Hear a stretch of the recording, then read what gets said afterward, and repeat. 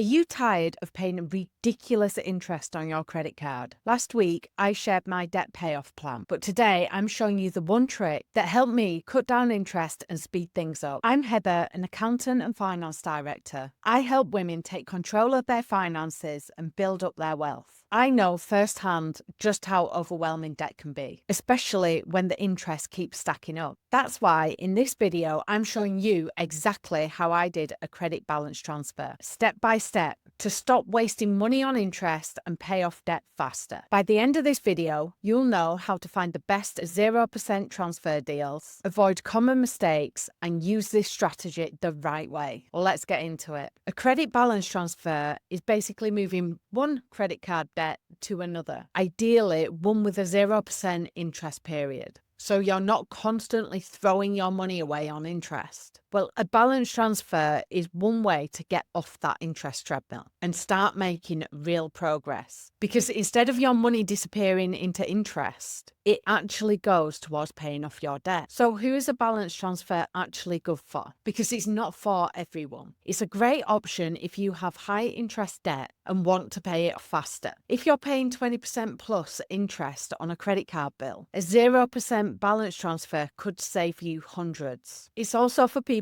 who are disciplined enough to make all the payments before the 0% period ends. You need to have a plan to clear the debt before that interest kicks back in. Otherwise, you're just delaying the problem. It's not for people who will keep on spending and get into more debt. If you move your balance to a new card and then start racking up more charges on the old one, you're just going to end up in an even worse position. For me, I knew my biggest issue was the interest. It was slowing me down. I didn't want to just move the debt around and pretend the problem was solved. I wanted to actually pay it off. And that's exactly how I use my balance transfer. I've known about balance transfers for years and I've used it before, so I already knew that they could be a powerful tool if used in the right way. I was paying 34.5% interest on my old credit card, and a chunk of my payment was just going towards the interest, not the actual debt. And I'd run out of savings to clear it. That's when I knew it was time to do the balance transfer. The key to balance transfers is that they only work if you have a plan. I didn't want to just move my debt around. I wanted to use that 0% period strategically to clear as much debt as possible before the interest kicked in. So I went straight to Money Saving Expert, compared the best deals, and picked one that gave me the longest 0% period with the lowest fee. For me, that meant a 31-month deal with a 3.2% transfer fee. It wasn't the cheapest up front, but the extra time meant that I could spread my payments out and clear my balance without feeling squeezed. When it comes to balance transfers, not all deals are created equal. The right one can save you a fortune, while the wrong one can end up costing you more than you expect. So I didn't just pick the first offer that I saw. I made sure to find the best deal for my situation. I used Money Saving Expert to compare the top 0% balance transfer deals. Hands down, one of the best resources for financial hacks like this. They constantly update their recommendations based on what's available, so it saves you hours digging around other lenders' websites. Here's what I look for when I was choosing my deal: the longest 0% period. I wanted as much time as possible to clear my balance without interest. So I went for a 31-month deal, a reasonable transfer fee. Lots of balance transfer cards charge you a fee to move your debt. Mine was 3.2%, which wasn't the absolute lowest, but the longer interest-free period made it worth it. I also looked for a lender that I was likely to get approved for. Applying for a card that you don't qualify can hurt your credit rating. So I used Money Saving Expert's eligibility calculator before applying, which gives you a good idea as to whether you're going to get accepted or not, without affecting your credit report. Once I found the best deal, I didn't waste any time. The sooner you complete the transfer, the sooner you stop paying interest. Here's exactly how I did that step by step. Number 1, I applied for the card. The first thing I did was use that eligibility checker, because every credit application leaves a mark on your credit score. So the last thing that you want to do is apply for a card that you're not going to get approved for. I also checked the key terms for my new credit card. Key things to check for is the interest-free period, transfer fees, and what the interest rate would be after the 0% period. After I've checked all that and was happy with it, I applied for my card and I got approved. Step number 2 was to transfer the balance as soon as possible. As soon as my new card was approved and active, I moved my balance over. Some lenders give you a set time, like 60 or 90 days, to complete this transfer and still get the 0% deal. So never leave it too late. I transferred my full balance in one go to make sure that all of my debt was covered under the 0% rate. I also made sure to check my old card statement to make sure that the transfer had gone through and my balance on my old card was cleared. Until your old card shows a 0 balance, don't assume that it's done. Double check your accounts to avoid getting hit with unexpected interest. The third step was to set up automatic payments. The key to making a balance transfer work is making sure that you don't mess it up by missing payments. So I set up automatic payments straight away. I calculated how much I needed to pay each month. To do this, I divided my balance by 26 months to make sure that I'd pay it off before the 0% period ended. Make sure that you set up a direct debit for at least the minimum payment every month, even if you plan to pay more, just to make sure that you never miss a payment, because missing a payment could cancel the whole 0% deal. I also gave myself reminders, keep checking my balance, so I could increase payments, and that was it. Transfer done. I stopped paying interest, and now all my payments actually go towards the principal debt. But there are some hidden costs and risks to watch out for. So let's talk about those. Balance transfers can save you a ton of interest, but they're not completely free. If you're not careful, the hidden costs can sneak up on you and end up costing you more in the long run. Here are the key things to watch out for. The balance transfer fee. Mine was 3.2%. Most balance transfer cards charge a one-time fee to move your debt. Mine was 3.2%, which meant I paid roughly 350 quid up front to transfer my balance. Some cards offer no transfer fees, but they usually come with shorter interest-free periods. So you have to weigh up which works best for you. Always check the balance transfer fee before applying. It's usually between 1 and 5% of the amount that you're transferring. Make sure that the time frame works for you. Before signing up, use this simple equation to check if you'd be able to clear your balance before the 0% period ends. Take your total debt and divide it by how much you can afford to pay off each month.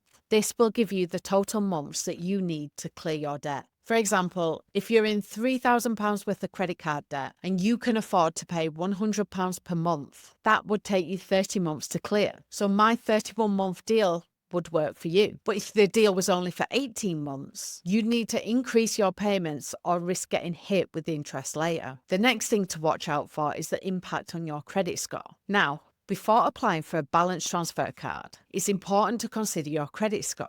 Every application that you make leaves a mark on your credit report, so you don't want to apply for multiple cards at once, especially if you're unsure as to whether you're going to get approved or not. An eligibility check gives you a good idea as to whether you're going to get accepted without it affecting your credit score. A successful balance transfer can actually improve your credit score by reducing your credit utilization, which is the percentage of credit that you're using. It makes you look more responsible to lenders, basically. But opening up a new credit card temporarily lowers your credit score at first. It's normal to see a small dip when you first get a new card, but it usually bounces back if you manage it well. If you want me to do a full video breaking down how credit scores work and how you can improve yours, let me know in the comments below. Always watch out for the missed payment penalty. This is a big one. If you miss a payment, even by a day, most lenders will cancel your 0% deal and hit you with interest immediately. And that's usually at a much higher rate than what you were paying on your old card. That's why it's important to set up those automatic payments immediately. Even if you're planning to pay more every month, just set up a direct debit for the minimum payment just to be safe. What happens if you don't pay your debt off in time? This is where a lot of people get caught out. Once the 0% period ends, any remaining balance gets charged at the card's standard interest rate, which is usually ridiculously high. Before I signed up, I made sure to check what the interest rate would be after my 31 months ended. I made a plan to clear my balance before that deadline. This is why balance transfers should always be part of a bigger debt payoff plan, not just a way to delay the problem. So yes, balance transfers can be be a great tool, but only if you avoid those traps. It's only useful if you use it to actually pay off your debt, not just move it around. I divided my debt by 26 months because I wanted a few months leeway just in case. I wanted to make sure that I cleared the full amount before the period ended. So I did my debt, £10,400 divided by 26 months gave me a minimum payment of £400 a month. This gave me a fixed amount to pay every month. So I wasn't guessing and just hoping that I'd pay it off in time. I have an exact date as to when I'm going to get debt free. I also do not spend on this card, and that is super important. Some balance transfer cards let you spend on them, but the purchasers don't qualify for the 0% interest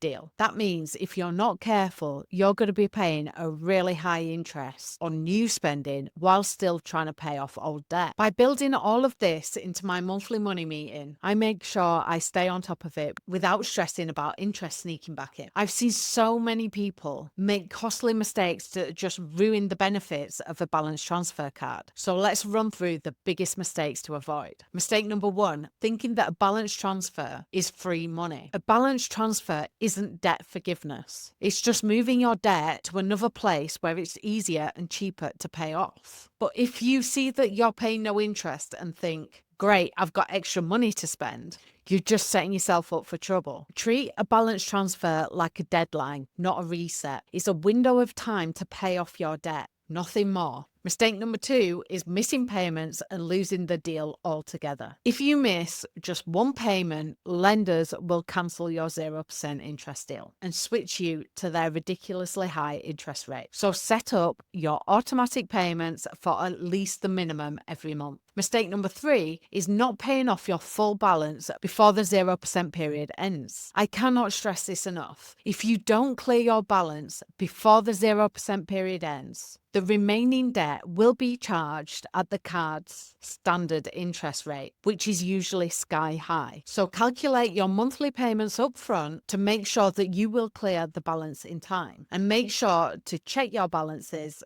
in your money meetings with yourself to make sure that you're staying on top of it. Mistake number 4 is applying for too many cards at once. If you apply for multiple cards at the same time, it's gonna hurt your credit score. Each application results in a hard inquiry on your credit report, and lenders might see this as a red flag. So use their eligibility checker first to see if you're likely to get approved without affecting your credit score. Mistake number 5 is transferring your debt to the wrong type of card. Not all 0% deals are the same. Some cards offer 0% on purchases, not balance transfers, and vice versa. If you get the wrong type, you could end up paying interest that you weren't expecting. Always double check the terms and make sure that you're applying for a 0% balance transfer card, not a 0% purchase card. Mistake number 6 is ignoring the small print on transfer time limits. Most 0% balance transfer cards give you a time limit, usually 60 or 90 days, to move your balance over to get the 0% rate. If you miss that window, you will get hit with full interest from day 1. So make sure that you transfer your balance as soon as your card is approved. Mistake number 7 is a classic. Keeping your old credit card active and spending on it. Once you transfer your balance, it's so tempting to start spending on that card again. But that just puts you in double the debt. So keep that old card open for your credit score, but do not use it unless you're 100% sure that you can just pay it off, whilst also making a payment to your 0% card. Mistake number 8 is assuming that you'll just qualify for another balance transfer later. Some people rely on balance transfers to just keep moving their debt indefinitely, but there's no guarantee that you're going to qualify for another 0% transfer card. If your credit score drops or lenders tighten up their criteria, you could be stuck with high interest debt. Treat this balance transfer as your one shot to clear your debt. Don't assume that you're going to get another deal later. Avoid these mistakes, and a balance transfer can be a powerful way to take control of your debt. A lot of people worry about how a balance transfer will affect their credit score. So here's exactly what happened to mine. At first, my score dropped slightly. This is totally normal, because applying for a new credit card creates a hard inquiry on your credit report, which can temporarily lower your score. Plus, opening a new account can impact your credit age, which is another factor in your score. But over time, my score actually improved because my credit utilization, meaning the percentage of the credit I was using, went down. Since I moved my balance to a card with a higher limit, my overall debt to credit ratio improved, which is actually a positive signal to lenders. So there was a short-term dip,